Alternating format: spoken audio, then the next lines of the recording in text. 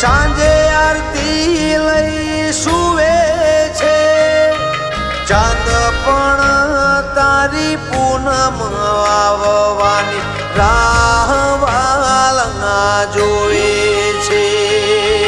માધવ ગોવિંદ કૃષ્ણ મુરારી હો પવન તારી ધજાને અડીને પાવન થાય છે પંખી તારા ટોડલાના તોરણ બની જાય છે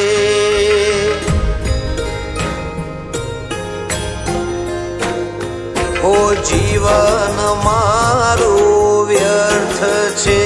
તારા વગર